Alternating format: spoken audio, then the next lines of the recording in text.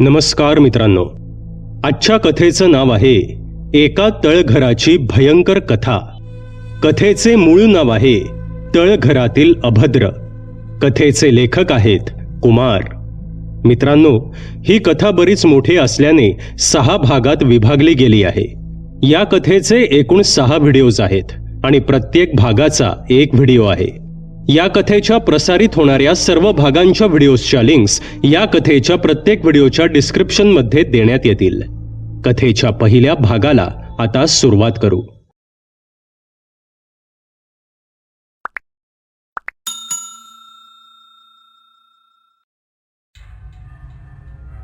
एका 7 मजल्याच्या काचेच्या इमारतीसमोर त्यांनी आपली गाडी पार्क केली आणि बाहेर येऊन त्या इमारतीकडे एक वेळ त्यांनी पाहिलं. हलके हलके पावसाला सुरुवात झाली होती. त्यांनी आपली पावलं त्या इमारतीच्या दिशेने टाकायला सुरुवात केली. काळ्या आकाशातून बरसणाऱ्या त्या हलक्या सरींचं आता मोठ्या थेंबात रूपांतर होऊ लागलं होतं. ते त्या इमारतीच्या भव्य परिसरात आले आणि त्यांनी खाली लावलेल्या पाटीवर नाव वाचलं. Office number 702, doctor Sudhakar Patil, 7वा मजला. सुरक्षा रक्षकाच्या वहीमध्ये त्यांनी आपलं नाव नोंदवलं. महादेव चिटणीस, 7वा मजला. डॉक्टरांना भेटण्याची वेळ दुपारी 2:07. इतकी माहिती लिहून त्यांनी आपली पावलं लिफ्टच्या दिशेने वळवली. लिफ्टमध्ये शिरून त्यांनी 7व्या मजल्याचं बटन दाबलं. काही सेकंदांमध्ये ते 7व्या मजल्यावर आले. डावीकडून दुसरं क्लिनिक हे डॉक्टर सुधाकर पाटील यांचं होतं.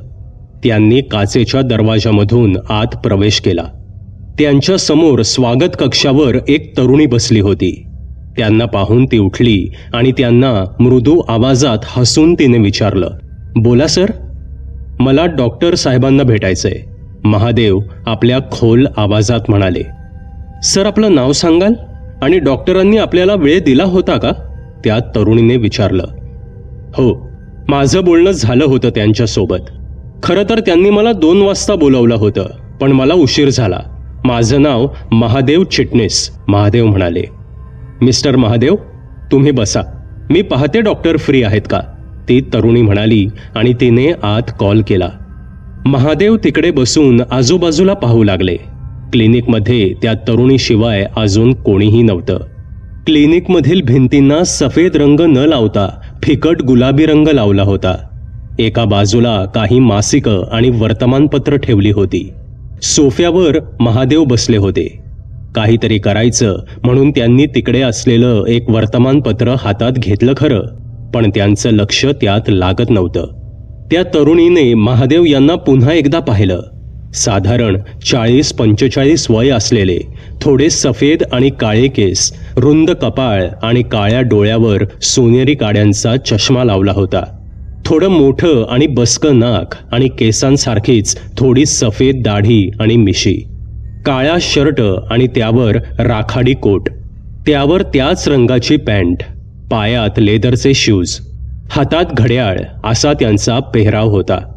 त्यांना पाहून ही कोणी मोठी आसामी आहे हे समजून येत होतं, पण त्याचबरोबर त्यांच्या चेहऱ्यावर एक भीती आणि एक काळजी दिसून येत होती. मिस्टर महादेव, तुम्हाला सरांनी आत बोलावलंय, ती तरुणी म्हणाली. तसे महादेव उठले आणि केबिनच्या दिशेनं निघाले. त्यांनी आत प्रवेश केला. हॅलो महादेव, कसे आहात, डॉक्टर सुधाकर यांनी महादेव यांचं स्वागत करत विचारलं. मी ठीक आहे डॉक्टर, पण मी इकडे माझ्यासाठी नाही तर माझ्या मुलीसाठी आलो आहे, महादेव थोडे घाईघाईत बोलले. हे पहा महादेव, तुम्ही आधी रिलॅक्स व्हा आणि नेमकं काय झालंय ते मला सांगा, तरच मी तुमची मदत करू शकेन, सुधाकर म्हणाले. तसे महादेव बोलू लागले.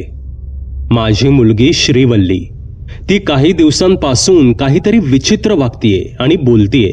सतत घाबरलेली असते, मध्येच ओरडते, कोणाला तरी हाताने बाजूला ढकलत असते, माझ्या जवळ येऊ नको म्हणून सतत सांगत असते. मला काहीच समजत नाहीये की तिला नक्की काय झालंय, महादेव रडवेल्या स्वरात म्हणाले. हे नेमकं कधीपासून सुरू झालंय, डॉक्टर सुधाकर यांनी विचारलं. आम्ही जेव्हापासून इकडे नवीन घरात शिफ्ट झालो त्यानंतर साधारण 2 आठवड्यांनी हे सर्व सुरू झालं, महादेव म्हणाले. इकडे नवीन घरात म्हणजे? मला समजलं नाही. तुम्ही तर मुंबईला असता ना, मग तुम्ही आता इकडे या शहरातच राहायला आला आहात का? डॉक्टर सुधाकर यांनी पुन्हा विचारलं. हो, म्हणजे मला इकडे येऊन महिना झालाय. मी इकडे आमच्या कंपनीचा नवीन प्लांट सुरू करणार आहे. मी, माझी पत्नी शुभांगी आणि माझी 15 वर्षांची लेक श्रीवल्ली, आम्ही तिघे साधारण महिन्याभरापूर्वी इकडे बुलढाण्याला आलो. इकडे राहण्यासाठी शहरापासून थोडं दूर आणि प्लांटच्या जवळ अशी एक जुनी कोठी आम्ही विकत घेतलीय. घराचा मालक इकडे राहत नाही, तो परदेशी असतो आणि आमचा व्यवहार इकडे एका एजंट मार्फत झालाय. खरं तर मी एकटाच इकडे राहायला येणार असं ठरलं होतं, पण श्रीवल्लीला शाळेला सुट्टी होती आणि मुंबईमध्ये तिला कंटाळा आला होता. त्यामुळे हवा बदलासाठी ती आणि माझी पत्नी शुभांगी यांना घेऊन मी इकडे आलो. कोठी तशी फार जुनी अशी वाटत नाहीये. बांधकाम भक्कम आहे. घडीव भिंतींमध्ये एक भक्कम काळ्या रंगाचा लाकडी मोठा दरवाजा आहे आणि त्याला दिंडी दार आहे. दरवाजाच्या आत पाय ठेवताच एक मोठं अंगण आणि तिकडे एक भक्कम बांधकाम असलेली विहीर. अंगणामध्ये मधोमध नागमोडी वळणाच्या काही काळ्या फरशा बसवल्यात. त्या पार केल्यावर समोर काही उंच अशा पायऱ्या आणि पुढे जोते आहे. जोत्याच्या पुढे रांगेत 3 खोल्या आहेत. डावीकडील पहिली खोली स्वयंपाकघर आणि मधली खोली बैठक खोली. उजवीकडील खोली बंद आहे आणि तिच्या बाजूने वरच्या माळ्यावर जाण्यासाठी लाकडी पायऱ्यांचा जिना आहे. वरती 2 मोठ्या खोल्या आहेत. झोपण्यासाठी त्यांचा वापर केला जात होता असं वाटतं, कारण तिकडे बेड होते. मी जसे फोटोमध्ये पाहिलं होतं अगदी तसंच घर होतं. गावात कोणी कामासाठी मिळतं का हे पाहण्याचं काम मी शुभांगीवर सोपवलं होतं आणि तिनं ते काम चोख बजावलं. गावात पुष्पक आणि त्याची पत्नी रेखा हे दोघे कोठीवर कामावर येऊ लागले. काही दिवस छान गेले, पण माझ्या कामाच्या मशीनचे छोटे पार्ट आणि प्लांटसाठी लागणारं काही सामान ठेवण्यासाठी मी ती उजवीकडील खोली उघडली. खोली उघडली तसा एक कुबट आणि कोंदट वास त्या जागेतून बाहेर आला. मी खोकत आत प्रवेश केला. खोलीमध्ये पूर्ण अंधार पसरला होता. हातात असलेल्या मोबाईलने पूर्ण खोलीभर मी नजर फिरवली. आतमध्ये पूर्ण खोली रिकामी होती. धूळ आणि जाळी जळमटक खोलीभर पसरली होती. पुष्पक आणि रेखाला खोली साफ करायचं सांगून मी माझ्या साईटवर गेलो. त्या रात्री मला येण्यास उशीर झाला.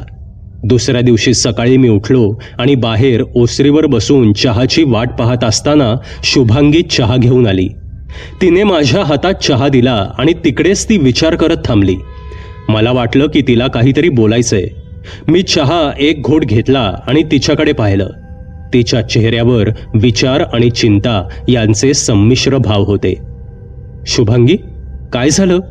मी चहाचा घोट घेत तिला विचारलं.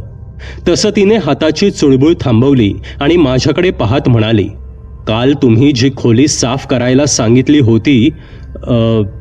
इतकं बोलून ती थांबली. हो, मग तिचं काय? झाली ना साफ? अगं, तिकडं काही सामान ठेवता येईल म्हणून साफ करायला सांगितली होती, मी म्हणालो. खोली साफ झाली, पण त्या खोलीमध्ये अजून काहीतरी आहे, शुभांगी म्हणाली. खरं तर तिचा तो गूढ आवाज ऐकून आधी मला भीती वाटली, पण मी तसं न दाखवता तिला विचारलं, काय त्यात? आपल्या बाकी खोल्यांसारखीच असेल ना? त्यावर मानेने तिने नकार दिला. म्हणजे काही वेगळे की काय त्यात? मी हसत विचारलं. त्या खोलीमध्ये एक दरवाजा आहे, जो डावीकडील कोपऱ्यात आणि जमिनीला समांतर आहे, शुभांगी म्हणाली. काय? दरवाजा? आणि तो पण जमिनीला समांतर? मी आश्चर्याने विचारलं. खरं तर मला पण आश्चर्य वाटलं होतं, कारण या घराला तळघर आहे असं मला वाटलं नव्हतं. जरी ही कोठी अगदी जुनी नसली तरी इकडे तळघर असेल अशी अपेक्षा मला तरी नव्हती. तुम्ही चला, कारण तो दरवाजा माझ्या काळजीचं कारण नाहीये, पण त्या दरवाजावर जे काही आहे ते माझ्या काळजीचं कारण आहे, शुभांगी म्हणाली.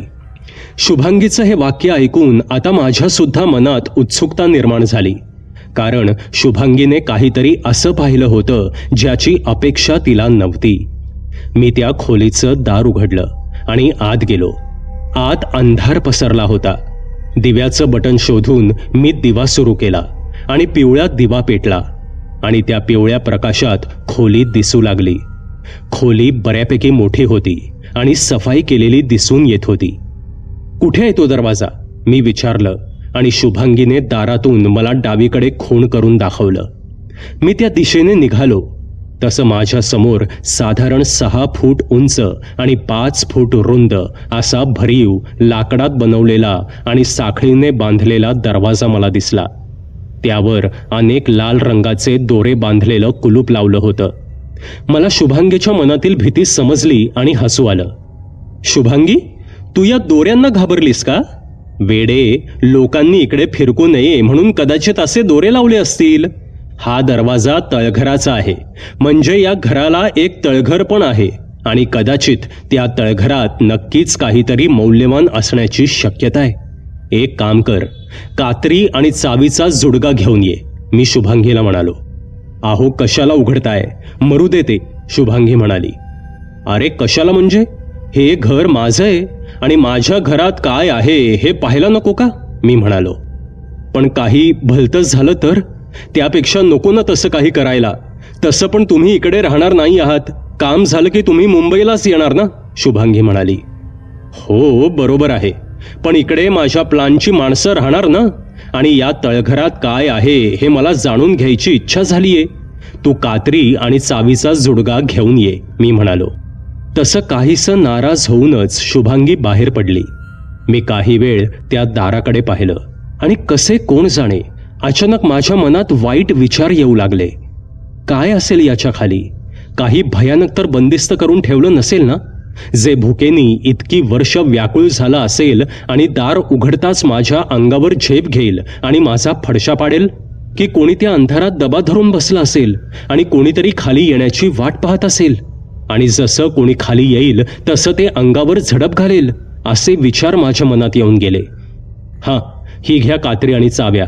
शुभांगीच्या त्या आवाजाने माझी तंद्री भंग पावली आणि मी पुन्हा एकदा त्या दरवाजाकडे पाहिलं.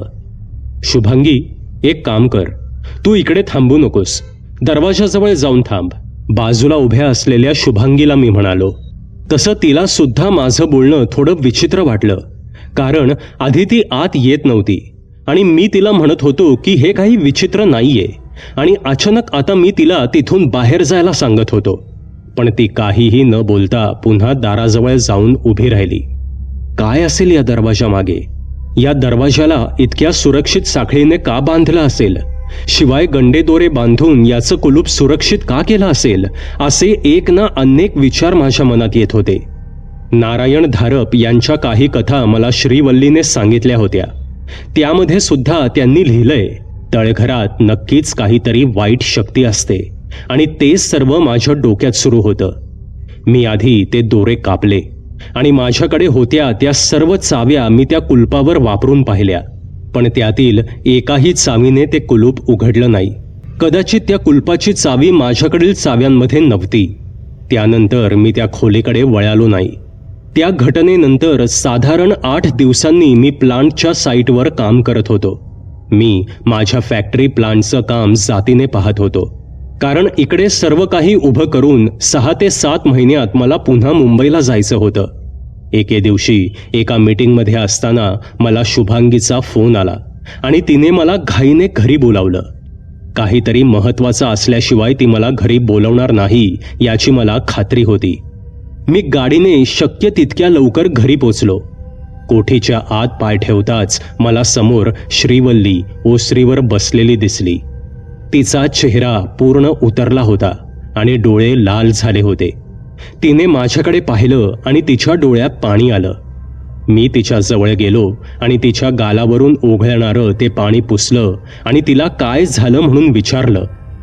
अहो, तिला काय विचारता, मला विचारा तुमच्या लेकीनं काय दिवे लावलेत ते, शुभांगी रागाने म्हणाली. म्हणजे असं काय केलं श्रीने जे तू तिच्यावर एवढी चिडली आहेस, मी शुभांगीकडे पाहत विचारलं. काय केलं? तिने त्या तळघरात जाणारा दरवाजा उघडला आणि खाली जाऊन कोणती तरी पेटी वरती घेऊन आलीये. शी बाई, मला तर त्या पेटीकडे पाहिलं तरी भीतीने अंगावर काटा येत होता. तरी मी तुम्हाला सांगत होते नका ते दोरे कापू, पण नाही, तुम्ही माझं ऐकणार नाही. झालं आता, पहा तुमच्या लेकीनं काय आणलंय खालून, शुभांगी चिडून म्हणाली आणि खोलीमध्ये निघून गेली. बाबा, आतमध्ये काय असेल याची मला उत्सुकता होती. मी तळघर कधीच पाहिलेलं नाही आणि त्या दिवशी मी तुम्हाला आणि आईला आत काहीतरी करताना पाहिलं होतं, म्हणून मी त्या खोलीमध्ये गेले आणि जशी तिकडे गेले तसं मला काय झालं काहीच समजलं नाही. मला जेव्हा शुद्ध आली तेव्हा मी वरच्या खोलीमध्ये होते आणि माझ्या हातात एक लाकडी उघडी पेटी होती आणि त्यामध्ये जे काही होतं ते पाहून मी किंचाळले. तशी आई बाजूच्या खोलीतून पळत आली आणि तिने सुद्धा ते पाहिलं आणि ती माझ्यावर ओरडली. बाबा, मला खरंच माहीत नाही मी खाली कशी गेले आणि ती पेटी माझ्या हातात कशी आली. तुमची शपथ बाबा, मी फक्त उत्सुकता म्हणून त्या खोलीत गेले होते, रडत मला श्रीवल्लीने सांगितलं. डॉक्टर, काहीही झालं तरी माझी श्री माझी शपथ खोटी नाही घेणार याची मला खात्री आहे. कारण जेवढा जीव माझा तिच्यावर आहे त्यापेक्षा तिचा माझ्यावर आहे. इतकं बोलून महादेव थांबले. मग पुढे काय झालं? डॉक्टर सुधाकर यांनी विचारलं. तसे महादेव पुन्हा बोलू लागले. मी तिला ती पेटी कुठे आहे असं विचारलं. तसं तिने सांगितलं की पुष्पकने ती पेटी पुन्हा तळघरात ठेवून दिली आहे आणि दरवाजा बंद केलाय. आता खरं तर मला सुद्धा त्या पेटीमध्ये असं काय आहे आणि ते तळघर कसं दिसतं हे पाहायची उत्सुकता निर्माण झाली होती. श्री, तू शांत हो आणि पुन्हा त्या खोलीमध्ये जाऊ नकोस. हे बघ बाळा, काही वेळा आपली उत्सुकता काही नवीन संकटांना कारण ठरू शकते. आईची काळजी तू करू नकोस, मी समजावतो तिला, ठीक आहे? आणि उद्या तुझ्यासाठी पुस्तक घेऊन येतो. कुमारच्या भयकथा तुला आवडतात ना, त्याचं नवीन पुस्तक आलंय, मी घेऊन येतो. आणि उद्या आपण बाहेर जाऊ जेवायला, ठीक आहे? चल आता तुझ्या खोलीमध्ये जा आणि आराम कर. असं म्हणून मी श्रीवल्लीची समजूत घातली आणि तिला तिच्या खोलीमध्ये पाठवलं. तिला पाठवून मी माझघरात आलो. तसं शुभांगी माझ्याकडे रागाने पाहू लागली. काय झालं, असं का पाहतीयेस? सामान्य स्वरात मी हसत विचारलं. किती सोपं आहे ना सर्व तुमच्यासाठी, पण तुम्हाला माहितीये का त्या लाकडी पेटीमध्ये काय होतं ते? शुभांगीने पुन्हा चिडून मला विचारलं. ते मला कसं माहीत असणार? आणि श्री पण मला काही बोलली नाही. मी खुर्चीमध्ये बसत म्हणालो. त्या पेटीमध्ये कसले तरी काळ्या रंगाचे बारीक दगड होते आणि त्यांच्या सोबत एक पितळ्याची बाटली होती. त्या बाटलीला कदाचित लाल कापडात गुंडाळून ठेवलं होतं, कारण जेव्हा मी पाहिलं तेव्हा श्रीने ती बाटली बाहेर काढली होती आणि तिचं झाकण उघडलं होतं. तिच्या शेजारी लाल कापड पडलं होतं आणि त्याच्यामध्ये ती काहीतरी शोधत होती. जेव्हा मी तिला हटकलं तेव्हा तिने एका वेगळ्याच नजरेने माझ्याकडे पाहिलं. मला तिची ती थंड नजर आठवली तरी अजूनही अंगावर काटा येतो. त्यामध्ये अजून एक काळ्या रंगाची पोटली होती, पण त्यामध्ये काय होतं ते मला माहीत नाही. मी पुष्पकला बोलावलं आणि त्याला सर्व सामान श्रीच्या हातातून घेऊन त्या पेटीमध्ये घालायला सांगितलं आणि ती पेटी पुन्हा तळघरात ठेवायला सांगितली.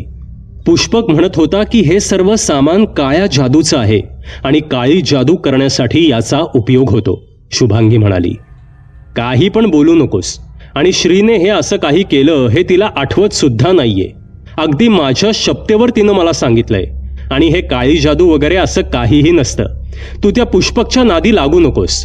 आणि अजून एक गोष्ट, त्या खोलीमध्ये आता कोणीही जाणार नाही, मी शुभांगीला सांगितलं आणि त्या खोलीला कुलूप लावलं. पण माझ्या मनात असलेली उत्सुकता मात्र कमी होण्याचं नाव घेत नव्हती. रात्रीचे साधारण 2 वाजले होते. मला झोप येत नव्हती. सतत डोक्यात त्या पेटीचा विचार येत होता. काय असेल त्या पेटीमध्ये आणि श्रीवल्ली असं काय पाहून दचकली आणि किंचाळली हे विचार माझ्या मनात येत होते. मी उठलो आणि शेजारी पाहिलं तर माझी बायको शांत झोपली होती. जास्त हालचाल न करता मी ड्रॉवरमधून विजेरी बाहेर काढली आणि दबक्या पावलाने दरवाजाजवळ गेलो. हलक्या हाताने दरवाजाच्या बाजूला जो चावीचा जुडगा होता तो काढला आणि हळूच दरवाजाची कडी बाजूला केली. पुन्हा एकदा मी शुभांगीकडे पाहिलं, पण ती शांत झोपली होती. दार मागे लोटून दबक्या पावलाने मी जिना उतरून खाली आलो. हवेत जरी गारवा पसरला होता तरी घामाची एक धार माझ्या डाव्या कानाच्या मागून खाली ओघळत गेली असल्याचं मला जाणवलं. रातकिड्यांचा आवाज कानावर पडत होता. आकाशात शुभ्र असं चांदण पसरलं होतं. आणि त्या प्रकाशात थरथरत्या हाताने मी तो दरवाजा उघडला. त्याचा काही प्रमाणात आवाज झालाच. मी दबक्या पावलाने आत प्रवेश करून तो पिवळा दिवा पेटवला आणि एकदा मागे वळून पाहिलं. कारण का कोण जाणे, पण मला वाटलं की कोणीतरी माझ्या मागे आहे. पण मला माझ्या मागे कोणीच दिसलं नाही. मी हळूहळू माझ्या मागे दार लावून घेतलं आणि त्या तळघराच्या दिशेनं निघालो. तो काळा दरवाजा ज्यावर कुलूप होतं ते तुटलं होतं आणि ते बाजूला काढून ठेवलं होतं. एवढा असेल काय त्या पेटीमध्ये ज्यासाठी श्रीला इतकी बोलणी खावी लागली? माझ्या मनात विचार चमकून गेला. मी तो भक्कम दरवाजा बाजूला केला. तसं जरा कुरकुरत तो बाजूला झाला. खाली पाहिलं तर काळ्या शार डोहासारखं ते तळघर दिसत होतं.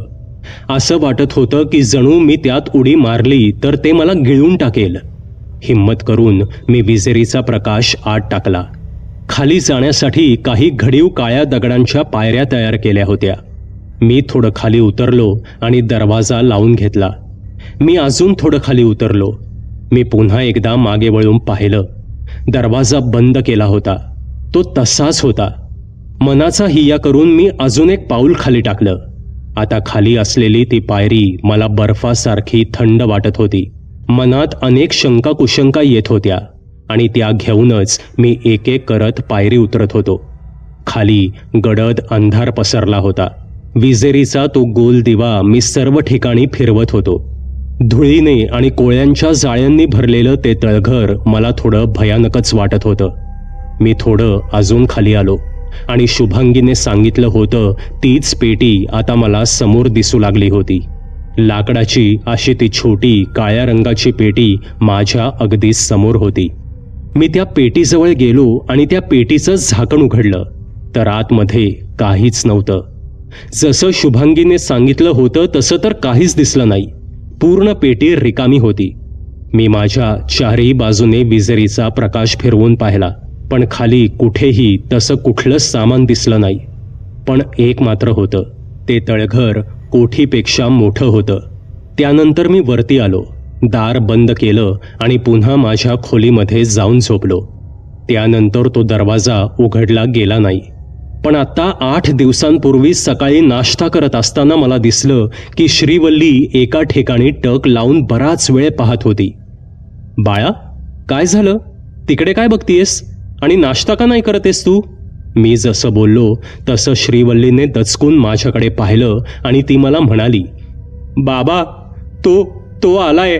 कदाचित तो मला घेऊन जाईल त्याच्यासोबत. तो आलाय? कोण आलाय?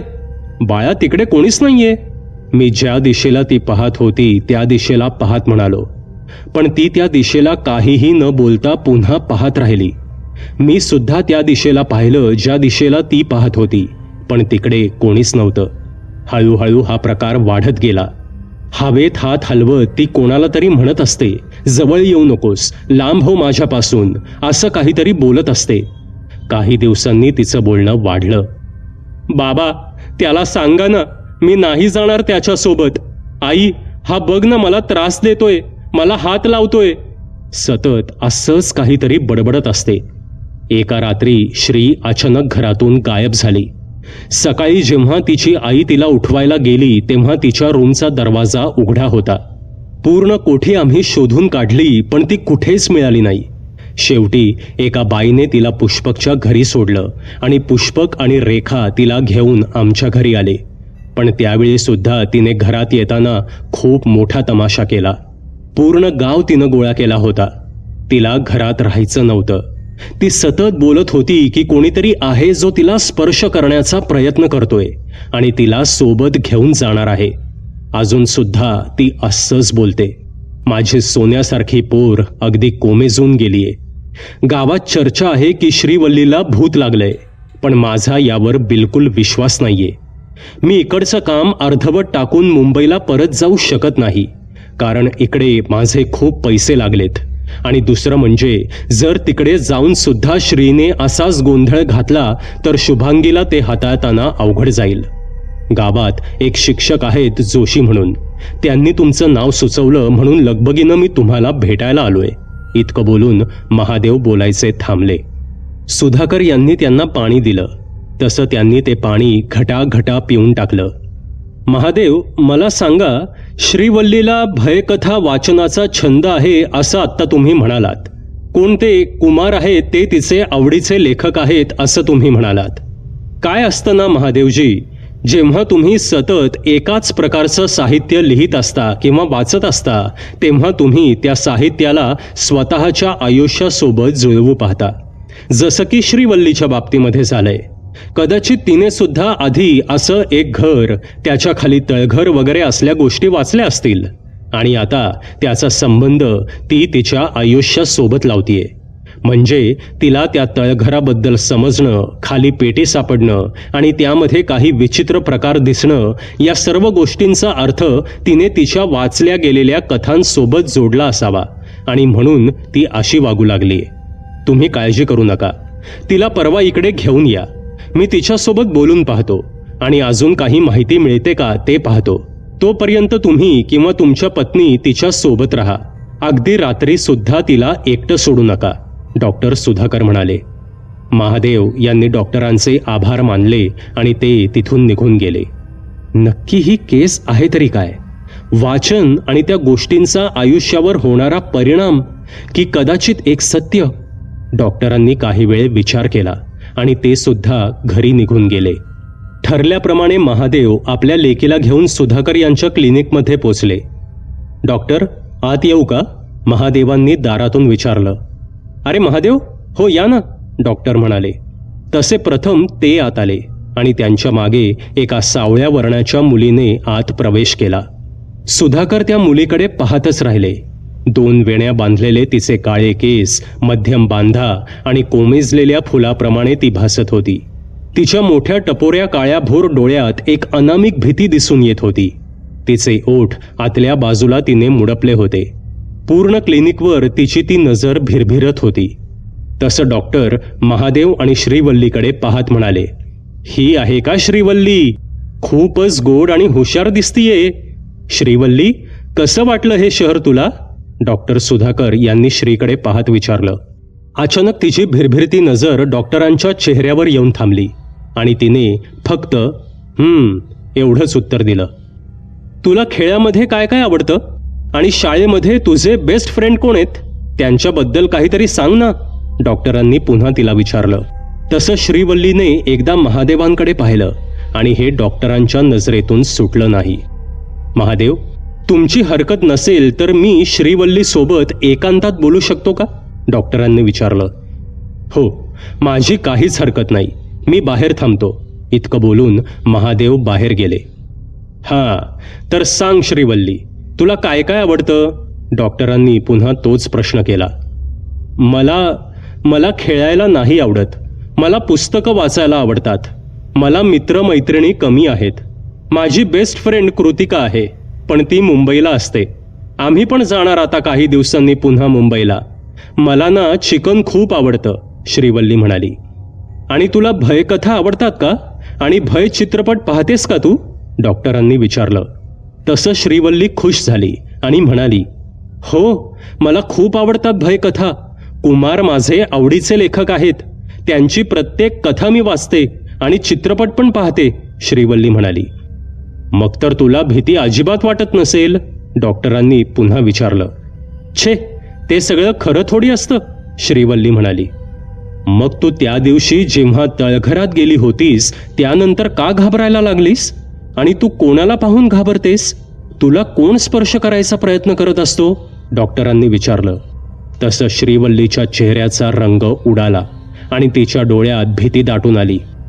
ते तिकडे नाही, मला नाही सांगायचं. नाही तर ते नाही.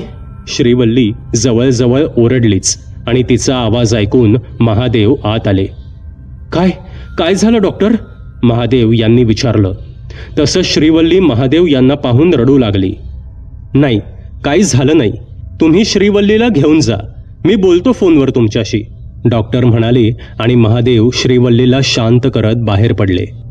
हे प्रकरण दिसतं तेवढं सोपं नाहीये. मला वेगळा मार्ग शोधावा लागणार असं दिसतंय, डॉक्टर स्वतःशीच बोलले. संध्याकाळी साधारण 6च्या सुमारास महादेव यांचा फोन वाजला. त्यांनी फोन पाहिला तर तो नंबर ओळखीचा नव्हता. हॅलो मिस्टर महादेव, मी डॉक्टर सुधाकर बोलतोय, पलीकडून आवाज आला. हां डॉक्टर, बोला ना. खरं तर मी तुमच्याच फोनची वाट पाहत होतो, महादेव म्हणाले. जरा श्रीवल्लीबद्दल बोलायचं होतं. खरं सांगायचं तर ती कशाला तरी घाबरली आहे. पण ती नक्की कशाला घाबरली आहे, कोणत्या गोष्टीला घाबरली आहे हे ती सांगायला तयार नाहीये. पण नक्कीच काहीतरी गूढ आहे जे तिच्या आजूबाजूला फिरतंय. तसं मी खात्रीने काही सांगू शकत नाही, कारण तिने बाकी सर्व काही मला व्यवस्थित सांगितलं. तिची आवड, तिची जिवलग मैत्रीण, तिचं आवडीचं जेवण, आवडीचा लेखक, चित्रपट. पण जसा तळघराचा विषय निघाला तशी ती थोडी घाबरली. म्हणजे जेव्हा मी तिला बाकी गोष्टी विचारत होतो तेव्हा ती अगदी सामान्य होती, पण जेव्हा मी तळघराचं नाव काढलं तसं ती घाबरली आणि आजूबाजूला पाहू लागली. खरं तर तिला काहीतरी सांगायचं होतं, पण ते शब्द तिच्या ओठांवर आले नाहीत. तिकडे नक्कीच काहीतरी आहे जे श्रीवल्लीला माहीत आहे, पण ते काय आहे आणि खरंच असं काही आहे का की तिला भ्रम होतोय, यासाठी मला तिला संमोहन अवस्थेमध्ये घेऊन जावं लागेल आणि त्यासाठी तुमची परवानगी लागेल, डॉक्टर म्हणाले. पण डॉक्टर, तिला संमोहन अवस्थेमध्ये नेलं आणि काही झालं तर, महादेव यांनी शंका विचारली. मिस्टर महादेव, खरं सांगायचं तर संमोहन म्हणजे काय हे आधी तुम्हाला माहीत हवं. तर मेंदूचे 2 भाग आहेत, कॉन्शियस माइंड आणि सबकॉन्शियस माइंड. आपण सर्व गोष्टी आपल्या कॉन्शियस माइंडमध्ये साठवून ठेवतो, पण काही वेळा ज्या गोष्टी आपल्याला कोणाला सांगायच्या नसतात किंवा झोपेत पडलेली स्वप्न वगैरे, या सर्वांचा साठा हा सबकॉन्शियस माइंडमध्ये केला जातो आणि संमोहन करून आपण त्या माइंडला जागं करतो. आणि असं झालं तर खूप जुन्या आठवणी आणि जे काही मनुष्याला सांगायचं नसतं ते सुद्धा सांगितलं जातं. याने तिला कोणताही धोका पोचणार नाही, तुम्ही बिलकुल काळजी करू नका, डॉक्टर महादेव यांना आश्वस्त करत म्हणाले. ठीक आहे, मी तरी एकदा शुभांगीच्या कानावर हे सर्व घालून ठेवतो आणि तुम्हाला कळवतो, महादेव म्हणाले आणि त्यांनी कॉल ठेवून दिला. शुभांगी, ते डॉक्टर सुधाकर यांचा फोन होता. ते म्हणत होते की श्रीवर संमोहन करून पाहू. महादेव कोपऱ्यात बसलेल्या श्रीवल्लीकडे पाहत म्हणाले. काय संमोहन आणि श्रीवर? खरं सांगू तर मला हे डॉक्टर आणि सर्व काही पटत नाहीये. अहो काय झालंय काय तिला? आपण तिला मुंबईला घेऊन जाऊ आणि तिकडेच उपचार करून पाहू ना, शुभांगीने सुचवलं. तू बोलतेस ते सुद्धा बरोबर आहे, पण अशा अवस्थेमध्ये तिला मुंबईला घेऊन जायचं म्हणजे आपण एकदा करून पाहूया ना, कदाचित त्यामधून काहीतरी समजेल, महादेव म्हणाले. त्यांचं बोलणं संपलं आणि अचानक श्रीवल्ली जोरात ओरडली. बाबा, बाबा, तो पहा, तो परत आलाय. त्या बंद तळघरातून तो वरती आलाय, दारात उभाय, माझ्याकडे पाहून हसतोय. बाबा, त्याला जायला सांगा ना, बाबा सांगा ना, श्रीवल्ली रडत ओरडत बोलत होती. तसे शुभांगी उठली आणि तिने श्रीवल्लीला जवळ घेतलं. इकडे महादेव दारात अजून कोणी आहे का ते पाहू लागले, पण तिकडे त्यांना कोणीही दिसलं नाही. जी खोली तळघराच्या दिशेने उघडते ती सुद्धा बंदच होती. तसं महादेव आणि शुभांगीने घाबरून एकमेकांकडे बघितलं. नक्की श्री कोणाबद्दल बोलतीये? असं कोण आहे जे तिला त्रास देतंय? महादेव आणि शुभांगी दोघांच्याही मनात हे विचार आले. महादेव अस्वस्थ झाले होते. त्यांना काय करावं काही सुचत नव्हतं. ते घराबाहेर आले आणि त्यांनी रागाने खिशातून फोन बाहेर काढला आणि नंबर फिरवला. हॅलो डॉक्टर, मी तयार आहे, उद्या श्रीला क्लिनिकमध्ये घेऊन येतो, इतके बोलून महादेव यांनी फोन ठेवून दिला. ते आत आले आणि एकदा त्यांनी रडणाऱ्या श्रीकडे तर कधी तिला शांत करत असलेल्या शुभांगीकडे पाहिलं. नक्की खाली आहे तरी काय? श्री एवढी का घाबरलीये? त्या दिवशी मी सुद्धा जाऊन पाहिलं, पण मला असं काही जाणवलं नाही. आज पुन्हा जाऊन पाहू का एकदा, नक्की काय असेल त्या तळघरामध्ये? एवढं जाड कुलूप आणि एवढे गंडे दोरे बांधून ते बंद का केलं असेल? शुभांगीने जे पाहिलं ते कितपत खरं असेल? आणि मग मी जेव्हा पाहिलं तेव्हा ती पेटी रिकामी कशी होती? त्यातील सर्व सामान जे श्री आणि शुभांगीने पाहिलं होतं ते नेमकं कुठे गेलं? माझं तर काहीच डोकं चालत नाहीये. अजून एकदा जाऊन पाहू का तिकडे काही आहे का? तसंही मी ते तळघर नीट पाहिलं सुद्धा नाहीये. घराच्या दुप्पट ते तळघर आहे. एवढं मोठं तळघर का बनवलं गेलं असेल? आज पुन्हा एकदा जाऊन पाहतोच, तिकडे नक्कीच काहीतरी मिळेल मला, असे असंख्य विचार करत महादेव पडवीत फेऱ्या मारत होते. काय हो, काय झालं? अस्वस्थ वाटत आहात तुम्ही? शुभांगीने विचारलं. श्रीची थोडी काळजी वाटतीये. तिला नक्की कोणाची भीती वाटतीये काही कळायला मार्ग नाही. ती कोणाला जवळ येऊ नको म्हणतीये. कोण येतं त्या तळघरातून जे फक्त तिला दिसतं? मला तर काहीच समजत नाहीये, असे म्हणत हताश होत महादेव खाली बसले. अहो, असं काय करता? तुम्हीच असे हातपाय गाळून बसलात तर मी कोणाकडे पाहायचं? हे पहा, आपल्या श्रीला काहीही होणार नाही. कदाचित हा तिचा मनाचा खेळ असेल किंवा इतकं बोलून शुभांगी बोलताना थांबली. किंवा काय? महादेव यांनी विचारलं. किंवा तिला कोणीतरी झपाटलं असेल, शुभांगी थोडं घाबरत म्हणाली. काय? तुझं डोकं फिरलंय का? असं काहीही झालं नसेल. हा तिचा मनाचा खेळ असेल. भूत झपाटणं असं काहीही नसतं, समजलं? महादेव थोडं चिडून म्हणाले. अहो, माझा पण विश्वास बसला नसता, पण त्या पेटीमध्ये ते सर्व पाहिलं आणि माझे डोळे भीतीने पांढरे झाले. श्रीने ती पेटी उघडली होती. त्यामध्ये ती पितळ्याची बाटली होती, एक लाल कापड आणि काही बारीक काळे दगड आणि एक काळ्या रंगाची पोटली होती. हे सर्व सामान कोणी तळघरात का ठेवेल? आणि ते सुद्धा अशा लाकडी पेटीमध्ये बंद करून? नक्कीच यामागे काहीतरी आहे, शुभांगी म्हणाली. ठीक आहे, तू तर्क वितर्क लावणं बंद कर. उद्या डॉक्टरांकडे जात आहोत ना, तेव्हा तिकडे समजेल काय ते. तू आणि श्री आपल्या खोलीमध्ये झोपा. मी श्रीच्या खोलीमध्ये झोपतो, ठीक आहे? महादेव म्हणाले आणि ते वरच्या मजल्यावर निघून गेले. रात्री साधारण 2च्या सुमारास खिडकीच्या आवाजाने महादेव यांची झोपमोड झाली.